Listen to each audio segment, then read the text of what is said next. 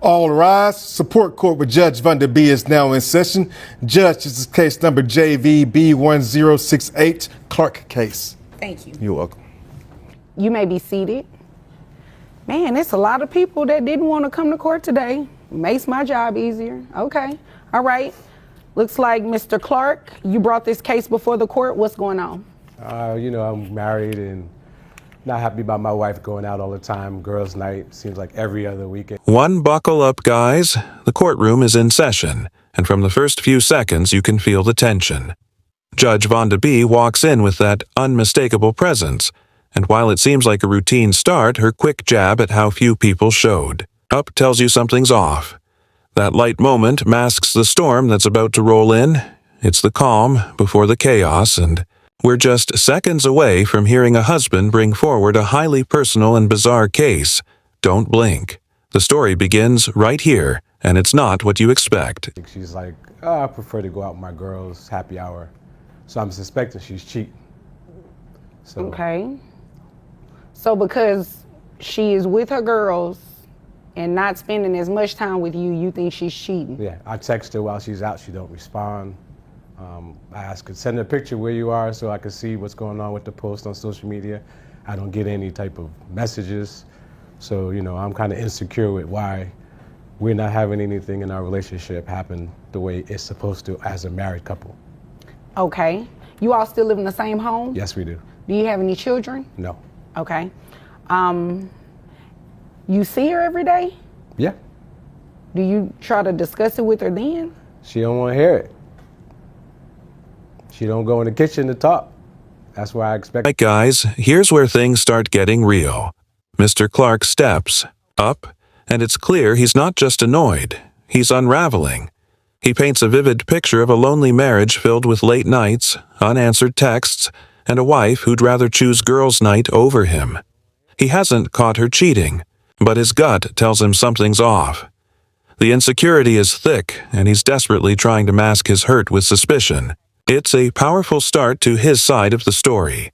Emotional distance, lack of intimacy, and a husband craving attention in all the wrong ways. I can corner her, but she don't talk. So All right. I got things to do. I got errands to run. So I let her be so I'm not like smothering her. But when it comes down to playing the role to reservations, my girlfriends. So. Okay. Have you ever confronted her about cheating on you? No. This one hits deep. Mr. Clark admits that despite seeing his wife every day, they barely speak. He tries not to smother her, but ends up feeling invisible in his own home. He even attempts to confront her in the kitchen, hoping to force a conversation, but nothing changes. Then comes the emotional blow. He's the sole provider, paying every bill and getting nothing in return.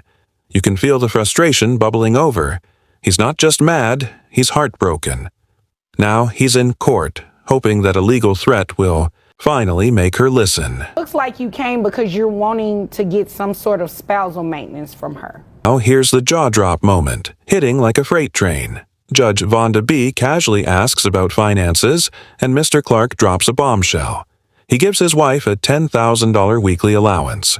Yes, you heard that right. 10 grand. The courtroom gasps, and even the judge can't hold back a shocked, "Where do you work?" It's dramatic, surreal, and suddenly the stakes skyrocket. This isn't just emotional neglect, it's luxury, resentment, and control all tangled into one explosive revelation. The whole dynamic shifts hard right here. There's nothing happening in our relationship intimate-wise, so, I pay all the bills, 2 cars, she don't pay no gas in the car, so, I need her to either get going or tell me what's really going on. All right. This is where Judge Vanda B steps in with a reality check, calling out Mr. Clark not just legally but emotionally. It turns out he filed this case just to get his wife's attention. She's not even in court or aware of the proceedings. Judge Vanda makes it crystal clear. This isn't how you fix a marriage. Her voice cuts through the tension, reminding him that courtrooms are for justice, not manipulation. It's direct, sharp, and it exposes Mr. Clark's true intentions. This Courtroom isn't a therapy session and she's not here to play games. You pay all the bills, you Yes. say, so you make more money than her? Yes. Do you know where she is? Have you talked to her at all? Is she with the girls right now while court is going on? I'm not sure. Okay. Well, if you're the one making more money, I don't see how I could honor your request to get spousal maintenance. Well, she gets an allowance, All right. so I want that back. You want your allowance back? Yes. How much of an allowance are you giving her? I give her $10K a week. $10,000 a week. Yeah. Man, where you work? I'm obviously in the wrong profession. Yeah. Okay. So you got her served to be here today. Yes. You do realize that if she were to come to court and ask for spousal maintenance from you, she would probably get it, right? Most likely, yes. So you still want to go through? Yep. Okay. Are you just doing this because you're mad at her? Yep. Well, Mr. Clark, you don't just come to court and file something and ask for a request without the grounds just because you're mad. Well, I can empathize with you being mad. Because I want her attention. So in the court, there's mediation, and she'll know I'm serious. Well, yeah, so yes and no, right? So you don't want to file a lawsuit to necessarily get your spouse's attention because you're not getting the affection that you're looking for. You can threaten her with a lawsuit, or you can draft one out and show it to her, but to actually have her served, set it for a hearing, that kind of takes up my time for somebody who really needs to be in here. So it's a waste of resources. And now the gavel falls hard. Judge Vonda B. dismisses the case outright. No spousal maintenance, no legal leverage, nothing. She breaks it down clean. If you're the breadwinner paying all the bills and handing out $10K a week, you don't qualify. Mr. Clark tries one last move, suggesting bankruptcy just to protect himself if things flip.